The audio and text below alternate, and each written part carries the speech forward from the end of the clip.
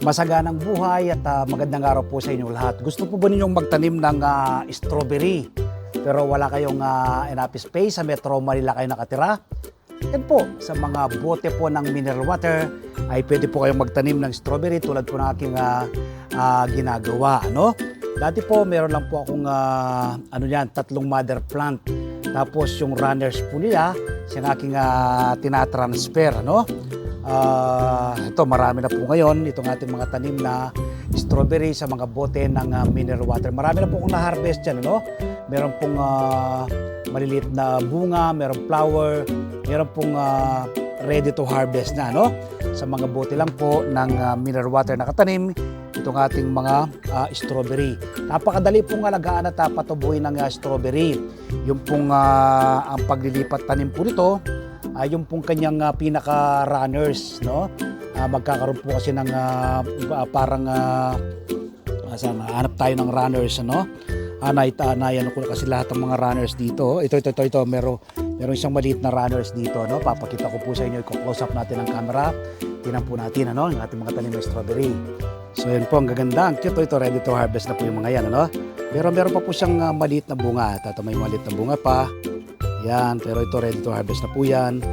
Ito pa po, yan. Ito yung mga to. Meron pong, yan, ready to harvest na po yung red na red. Ito ready to harvest na. Tapos meron pang katamtaman. Ito ready to harvest. Meron pang maliit, ano? Tapos ang dami pa pong mga flower. Oh. Tingnan niyo po yung mga flower niya, oh. Yan ang mga flower. Dito rin po, meron ready to harvest. Yan, ready to harvest na rin yung dalawa. Tapos yan, mga flower pa po yan, oh. Tingnan niyo po mga flower yan, oh. Yan. Yan, ha? Dito meron na rin sayang isang ready to harvest. Ito naman puro mga flower pa lang to. Ito puro mga flower pa lang yun, oh. Yan, oh, dahil po. Yan. Ito may flower na naman pong bagong mga nakausbong rito. Ayan po, yan. Kita niyo po. Dito. Yan. So po ating mga tanim na strawberry sa mga bote ng mineral water. Ito po, mga flower na naman po ito. Yan, tingnan niyo po. Yan, mga flower na naman po. Tapos may maliit na pong bunga. Yan, yan pong bunga. So yan po, isa sa bahagi ng aking garden, ano? Pasulyap ko po sa inyo ang aking garden. Ayan po. Yan. Dito, ikutan po natin. Papakita ko pa rin po sa inyo yung aking garden dito sa bandang kabilang side. Yan naman po ay mga lettuce. Yan, mga lettuce po yan, oh. Yan, naka-layer po sila. Ayan, naka-layer by layer po yung ating mga tanim, no? Tapos kapag nagkakape po ako, meron akong lamesa dyan, eh. Ayan, meron po akong lamesa riyan. Ayan.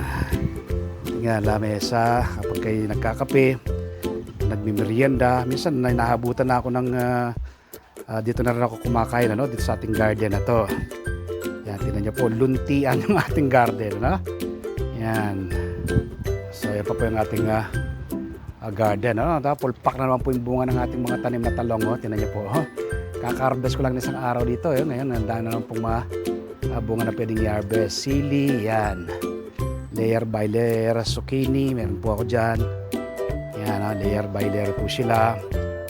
Tapos dito, bago beans, kaka-harvest ko lang ng aking mga tanim na bago beans noong isang araw. Pero marami na lang pong ma-harvest na bunga, oh. Ayan, may mga bunga na namang ma-harvest dito sa ating tanim na bago beans. So ito, mga laman naman po ito. Ayan, oh. Gandang tingnan, luntian, no? So ito po yung runners ng strawberry, maliit pa lang, ano? Dito po sa maliit ng ito po dito diyan magkakaroon po ng ugat diyan, ano? Ipatong niyo lang po yan sa lupa. Tapos after 1 week po ay meron na siyang panibagong ugat. So simpleng pag-propagate ng strawberry. Yan, oh. Yan ang kanyang mga inog na bunga at maliliit pang bunga. Ating mga tanim na strawberry. Sa una po, naibahagi ko sa inyo yung pagkatanim ng strawberry, yung kanyang runners. Pwede rin naman pong seeds, yung iba nagtatanim po sila seeds. Tapos yung lupa po natin ginamit, gusto po ng strawberry mas buhaghag, no? Dito po yung ginamit kong lupa rito, nasa 40% yung buhaghag na lupa, tapos another 40% ay ipanampalay, no? Tapos 20% yung vermicast. So yun po yung kanyang paunang pataba nitong ating mga tanim na strawberry. Gaya ng banggit ko, dati dalawang mother plant lang po yan, tapos pinopropagate ko.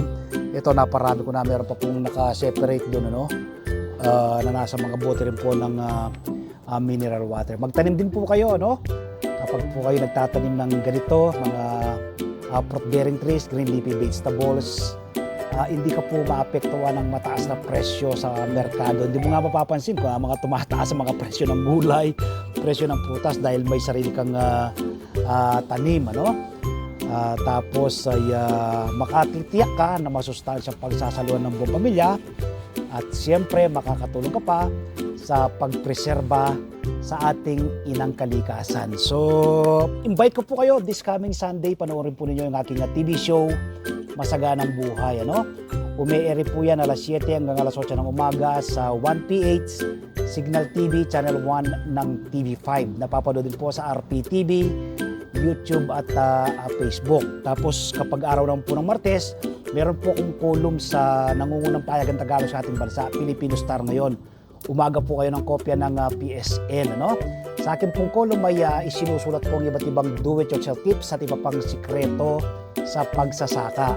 At sa ating Facebook page, Facebook profile, TikTok, nagbabahagi rin po tayo ng kaalaman. At siyempre, kung hindi pa po nakasubscribe sa aking YouTube channel, ang Magsasaka Reporter, mag-subscribe na po kayo, like and share, click the bell button sa kanon, ma-inform po kayo kapag may mga bago kong video upload, video tutorial, upang ma-share ko po sa inyo ang pahiram na talento ng ating Panginoon. So, panibagong sulyap dito sa ating garden. Mainit ngayon ang panahon, kaya yung iba natin mga halaman talagang ramdam nila yung init ng panahon. Minsan nga, ang aking zucchini,